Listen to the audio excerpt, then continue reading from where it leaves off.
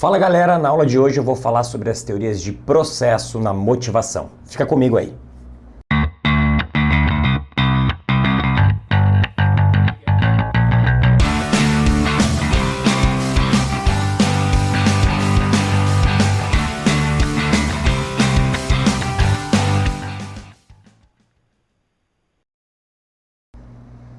Então, conforme eu falei para vocês, hoje a gente vai trabalhar as teorias de processo. Antes disso, eu preciso ser bem claro e bem sincero com você. Quando a gente fala de provas de concurso especificamente, as teorias de conteúdo são as mais cobradas. Quando a gente fala de aplicabilidade na prática, a gente tem a teoria da expectância de Viktor Vrum, que é uma teoria de processo, como uma das mais aceitas ainda nos dias de hoje. Porém, a pirâmide maslóvica, que é uma teoria de conteúdo, é a teoria mais famosa, tá certo? Dentre essas teorias motivacionais que a gente vai estudar. Então, para concursos, a teoria de conteúdo é a mais importante. No geral, a gente tem a teoria de Maslow como uma teoria que realmente aparece com bastante força, a teoria XY de Douglas McGregor e a teoria dos dois fatores de Herzberg também são teorias de conteúdo, aparecem bastante, porém, quando a gente fala das teorias de processo, a gente tem a teoria da expectância de Viktor Vrum, que é uma teoria que é respeitada até os dias de hoje, tá certo? Então vem comigo, vamos brincar um pouquinho. Ali estão as teorias. Como eu falei para vocês lá nas teorias de conteúdo, quando eu falo das teorias de conteúdo, eu respondo a pergunta: o que gera a motivação? Quando eu falo das teorias de processo, eu respondo outra pergunta: como que a motivação ocorre, tá? Ou como que ela deixa de ocorrer. Aqui a gente vai ter quatro principais teorias de processo: a teoria da equidade de Adams, a teoria da expectância ou da expectativa de Viktor Vrum, a teoria do reforço de Skinner e a teoria da autoeficácia ou da fixação dos objetivos de Locke. Bom, primeira teoria, a teoria da equidade de Adams. Adams vai dizer o seguinte: a motivação de um indivíduo vai depender do equilíbrio entre o que a pessoa oferece à organização com aquilo que ela recebe. Basicamente, o indivíduo se sentirá motivado se o seu sistema produtivo, logo o seu desempenho à organização, for equilibrado em relação ao sistema retributivo, a compensação que a organização dá a ele. Vamos supor que eu trabalhe dentro de determinado curso preparatório. Eu dei aulas de segunda a sexta-feira. Trabalhe incansavelmente aí 40 horas dentro da sala de aula. Porém, no final do mês, eu recebo um salário mais do que suficiente. Você percebe que o meu sistema produtivo está em alta. Eu entrego muitos resultados para a organização. Eu entrego muito desempenho, eu entrego muito esforço. Porém, a organização, no mesmo sentido, entrega um sistema retributivo, ou seja, a compensação que ela dá está no alto patamar. Aqui eu tenho motivação, porque eu me sinto bem, porque eu sinto que há um equilíbrio entre o que eu entrego para a organização e o que ela devolve. Cuidado, pessoal. Vamos supor que eu trabalhe muito e ganhe pouco, mas eu não enxergue essa inequidade, porque todo mundo na organização trabalha muito e ganha pouco. Nesse caso, é um sistema de equidade. Por quê? Anote aí. A equidade ou inequidade, o equilíbrio ou desequilíbrio dentro de uma organização, dentro da teoria de Adams, sempre dar-se-á em relação aos outros. Como assim, Marco? Se tem alguém trabalhando muito e ganhando muito, enquanto o outro está trabalhando muito e ganhando pouco, aqui eu percebo inequidade. Diferente de se tem um cara trabalhando muito e ganhando pouco e outro cara também trabalhando muito e ganhando pouco. Nesse segundo exemplo, eu não percebo inequidade. Está todo mundo no mesmo ajuste de sistema produtivo com o sistema retributivo. Tá certo? Então a iniquidade, é importante que você faça essa anotação, ela depende das outras pessoas. Dentro ou fora da organização. Então, se eu perceber que outro professor no outro curso preparatório trabalha tanto quanto eu ou menos e ganha mais do que eu, aí eu posso configurar na minha mente o sistema de inequidade, tá certo? A compensação pode ser injusta ou justa. Olhe no exemplo. Compensação inferior à compensação atribuída a outras pessoas. Conforme eu falei para você, a relação de justiça ou injustiça sempre dar-se-á em relação a alguém. Fulano ganha mais do que eu, trabalha menos. Ah, então temos um problema. Fulano trabalha tanto quanto eu e ganha tão pouco quanto eu ganho. Compensação justa, porque em relação às outras pessoas ela está equilibrada. Por que eu bato muito nessa tecla? Porque é natural a gente querer fazer o julgamento de valor sob nossa perspectiva. E é um erro, é um declínio de raciocínio aqui. Porque você tem que fazer o julgamento de valor sob a perspectiva do outro. Quanto que o meu mercado paga? É essa a relação aqui. Se nesse seu serviço todo mundo paga mal, você não pode reclamar por ganhar pouco, porque todo mundo paga mal. Tá certo? Então é basicamente esse elemento que eu quero que você compreenda. Então a justiça ou a injustiça, a compensação ser justa ou ser injusta, sempre em relação às outras pessoas. Quando a gente tem justiça, a gente vai ter motivação. Quando a gente tem injustiça, a gente vai ter desmotivação. Basicamente, essa é a relação, tá bom? Quando a gente percebe uma inequidade, aí você vai ter mudanças de comportamento, produzir com menos qualidade, trabalhar menos, até em determinado nível a saída do jogo que o autor coloca como abandonar o emprego. Tá? Então isso aí são os possíveis desdobramentos. Mas é mais do que suficiente você entender que diante de uma inequidade acaba ocorrendo a mudança nas entregas, acaba ocorrendo a desmotivação do indivíduo, tá certo? Assim como diante de uma equidade, diante da percepção que há um equilíbrio, o indivíduo se sente motivado em continuar entregando, tá bom? Bom, vamos entrar na teoria de Victor Vroom, que é a teoria considerada a mais completa, porém também a mais complexa, tá? Então ela é a mais completa, mas também é a mais complexa. Para Victor, a motivação é um produto das expectativas das pessoas em relação às suas habilidades de atingir resultados e o valor que eles dão a essas recompensas. Vamos lá. Se eu tivesse que fazer digamos assim, uma fórmula da motivação para Victor Vroom, a fórmula seria o seguinte: motivação é igual a um produto, então aí é vezes a expectância ou expectativa, a sua habilidade em alcançar determinado resultado, com, além da habilidade, com a valoração, ou seja, o valor que eu dou a essa recompensa.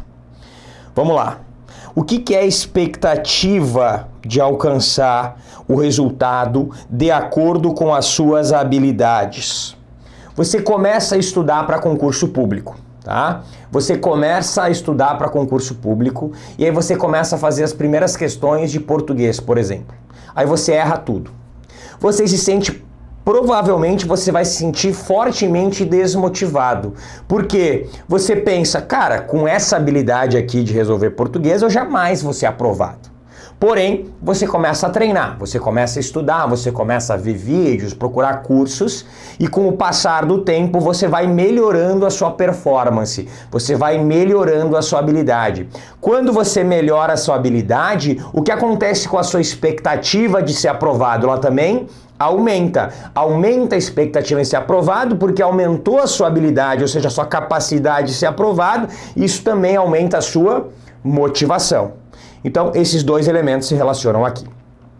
O terceiro elemento é o elemento da valoração, que é o valor que você dá para o alcance daquele objetivo. O seu vizinho, que é meio contra concurso público, que sempre fala que concurso público vai acabar, ele não está nem aí para ser aprovado, ele não quer ser aprovado. Agora você dá muito valor a essa aprovação. Então, quanto mais você perceber que você tem habilidade para alcançar os seus resultados que você almeja, ou seja, o valor, você dá valor para esse resultado, a sua motivação também vai aumentar. Porque não adianta você ter habilidade para alcançar um resultado do qual você não quer alcançar, ou do qual você não está nem aí se alcançar. Tá certo? Todo mundo tem uma habilidade meio inútil, isso não te motiva a nada, você simplesmente sabe fazer aquilo e tá tudo bem, você não se preocupa, isso não te traz motivação. Então quando você quer atingir algum objetivo, então você dá valor para alcançar aquele objetivo, você começa a ter habilidade para alcançar aquele objetivo, isso aumenta a expectativa do alcance do objetivo e isso vai ser um gatilho para a sua motivação, tá certo? É complexo porque você vai entendendo aos poucos, mas é importante você entender ali. Então, força de vontade para atingir suas metas, a percepção que você tem entre a sua produtividade, você pode entender também como habilidade aqui e o alcance dos seus objetivos. E, claro, né, aumenta a motivação na medida em que o indivíduo percebe que ele pode influenciar e que ele pode, consequentemente, ao influenciar, aumentar o seu nível de produtividade, aumentar o seu nível de habilidade para alcançar aquele objetivo, tá certo? Então, esses elementos são os elementos mais importantes quando a gente fala da teoria de Victor Vroom. Fundação Carlos Chagas coloca como a teoria mais completa, e as demais bancas, quando sinalizam Victor Vroom, colocam como uma das teorias mais aceitas ou aquela que é aceita até os dias atuais. Perfeito? Maravilha.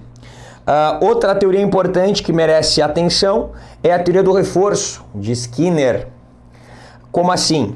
Skinner vai dizer que quando você tem determinadas experiências positivas com alguma atitude que você fez, a tendência é que você repita aquela atitude. Da mesma forma, quando você tem uma experiência negativa em relação a alguma atitude que você tenha feito, você tende a não repetir aquela atitude.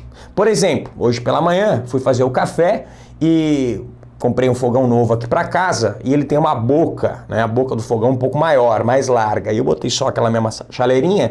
Na hora que eu fui pegar a chaleira, eu queimei o dedo. Agora, obviamente, que eu não vou mais fazer a água quente do café naquela chaleira, naquela boca. Vou fazer em outra boca. Ou seja, uma experiência indesejável, ninguém gosta de queimar o dedo aqui, né? Faz com que eu não repita aquela atividade. Da mesma forma que, por exemplo, quando você adianta o pagamento ou paga numa parcela só o seu IPTU, você recebe um desconto. Então, poxa, por ter recebido esse desconto, eu vou repetir essa atividade, vou repetir essa atitude. É exatamente da mesma forma que a gente faz para educar os animais. Quando o cachorro faz xixi fora do local estipulado, você agita algo que faz barulho ou você repreende o animal. Quando o cachorro faz xixi no lugar certo, você dá um biscoito, você dá um muito bem para ele. Então é isso, você está encorajando ele quando ele faz algo que você quer para que ele repita aquela atividade. E da mesma forma, você está desencorajando ele quando ele faz algo que você não quer para que ele não repita aquela atividade, tá certo? Então, basicamente todo comportamento tem uma consequência. Se eu der uma consequência positiva, a tendência é que ele repita. Se eu der uma consequência negativa, a tendência é que eu iniba aquele comportamento. Atenção, pessoal, existem 4 estratégias de reforço, tá? 4 estratégias de reforço. As 2 primeiras tendem a estimular o comportamento. As 2 últimas tendem a desestimular, tá? Desestimular. Vamos lá, reforço positivo. A pessoa fez algo que eu gostaria que ela repetisse, eu dou uma recompensa. O exemplo do benefício do IPTU sendo pago em parcela única, tá? Se você pagar o IPTU na parcela única, você recebe um desconto. Reforço positivo, tá? O muito bem, o biscoitinho que você dá para o animal, tá certo? Reforço negativo, exemplo de reforço negativo. Se o indivíduo fizer algo que você deseja, você retira uma consequência negativa. Exemplo mais do que na moda, delação premiada, tá? A delação premiada é um exemplo de reforço negativo. Por quê? Se você delatar, se você entregar os indivíduos, se você entregar o esquema para a polícia, você vai perder uma consequência negativa. Ao invés de você pegar 10 anos de prisão, você vai pegar 8, 7, 5, sei lá, depende depende da negociação. Então isso é um exemplo de reforço negativo. Você faz algo que eu quero e eu te retiro uma consequência negativa que iria ocorrer com você. Tá certo? Isso é exemplo. Outro exemplo de reforço negativo também no âmbito criminal. Existem algumas cadeias em que um dia de trabalho tira um dia de pena, ou 2 dias de trabalho tira um dia de pena. Então, se você trabalhar, você vai perder uma consequência negativa. Vou retirar uma consequência negativa, que seria mais dias de pena. Tá certo? Então, esses são 2 exemplos comuns. Punição é exatamente o contrário do reforço positivo. Punição é quando você faz algo errado, eu vou lhe punir. Multa, tá? Multa, de maneira geral, é um exemplo de punição, tá? E extinção é justamente o contrário do reforço negativo. Se você tiver algum comportamento indesejado, eu lhe retiro um direito.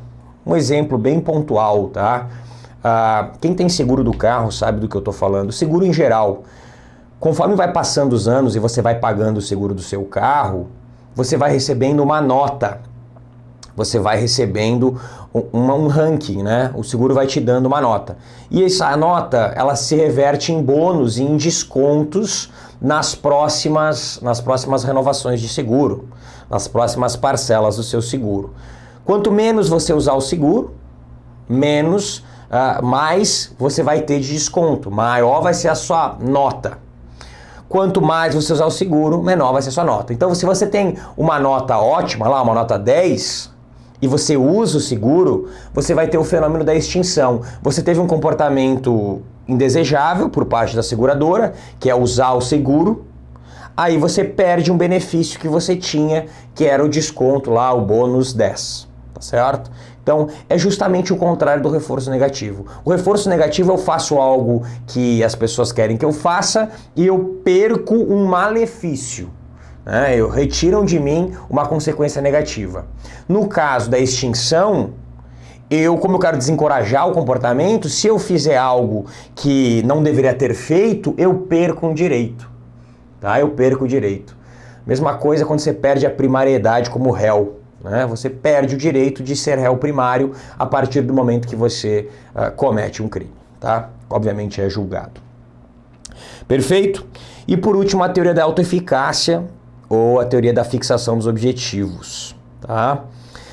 Basicamente, Locke vai dizer que no momento que você determina os seus objetivos, você já cria uma motivação ao atingi-los, justamente porque você determinou os seus objetivos. Um cuidado só, tá? Para Locke, não é necessariamente o objetivo que vai te motivar. O que te motiva é a percepção da diferença entre os dias atuais e como você seria caso você venha a alcançar o objetivo. Então, basicamente, para Locke tem essa sacada, tá? Então, ele vai dizer que o grande gatilho da motivação não é necessariamente a fixação do objetivo, mas a sua percepção de que se você alcançar o objetivo, você vai ser uma pessoa mais feliz ou você vai ter uma qualidade de vida melhor. Exemplo, né, que cabe muito para nós aqui. Você fixa o objetivo de ser aprovado num concurso e toda vez que você se sente desmotivado, o que você faz? Você pensa em como seria a sua vida quando você for aprovado, né? Isso é uma excelente forma de fazer com que você se motive. É justamente isso que Locke diz. Na percepção da diferença que é a vida do cara com o objetivo alcançado, né, ele passa a atingir os seus objetivos. Beleza, galera? Show? Então, basicamente, essas foram as teorias de processo. Encerro o nosso material com os dois blocos de teorias, né? Deixando claro para vocês que, claro, as teorias de conteúdo, principalmente essas três aqui, são as mais comuns, tá? A teoria XY de Douglas McGregor, a hierarquia das necessidades humanas de Maslow e os dois fatores intrínsecos e extrínsecos, fatores motivacionais e higiênicos de Franklin Herzberg, são as três mais comuns. Dentro das teorias de processo, a teoria da expectância ou da expectativa de Victor Vroom figura como a principal. Valeu, pessoal! Não deixe de deixar aquele like no vídeo, me seguir nas demais redes sociais. É sempre um prazer estar com você. Até a próxima. Tchau, tchau.